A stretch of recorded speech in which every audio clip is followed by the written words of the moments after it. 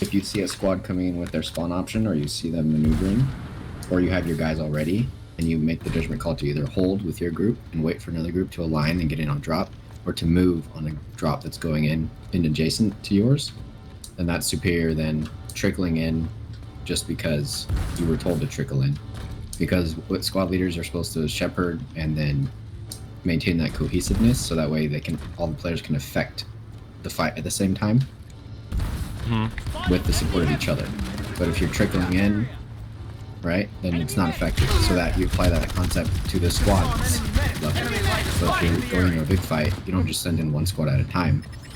You go all squads in at the same time. So it's like the same thing. I agree with that, but it would be, I don't know, I find it much more useful to having a force lead to coordinate that rather than reading that map. Sort of like waiting, not knowing where the other squad is or what their ETA is on the drop. Especially when it's that area is like under fire from AA or. I'd say that there's a few workarounds to that, and I'll say that, like, if you have a squad leader in not flying the galaxy, and he's watching the map, or if he's not shooting, he's like coordinating, like he's taking the command and control aspect over the affecting the fight aspect, which a lot of squad leaders are, myself included, guilty of doing, like being the first in the fight, or being the first one shooting the target, or being the first. Like, it's the squad leader's not necessarily focused on getting there first and doing things first, but by making sure that people are all hitting at the same time or affecting at the same time, so that way the overall objective can be met.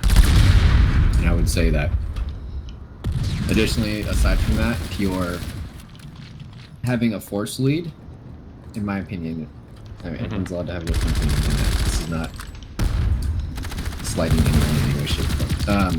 Like, when you have a force lead, you're taking the most experienced, driven person out of the squad leading role, if that's the situation, if that's what's going on, right?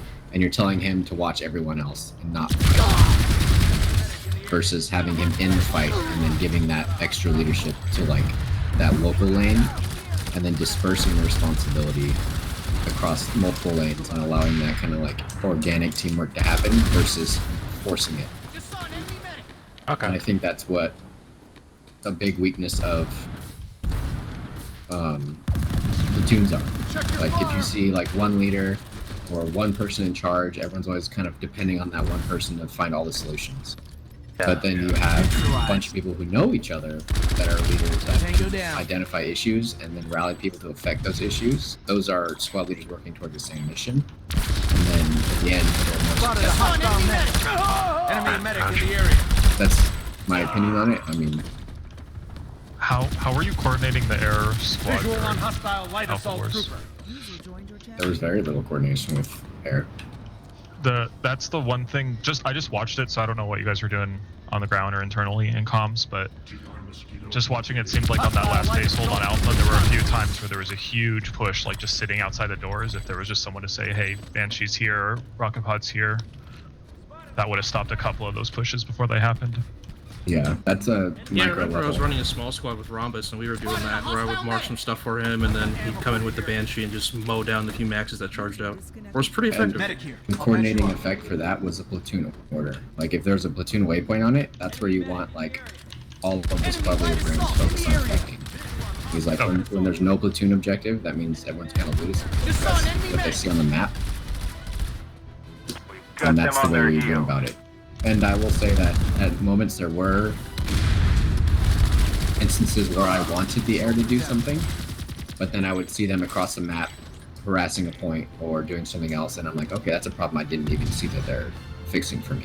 Like, that's way better than me having to worry about telling them to do something every 60 seconds.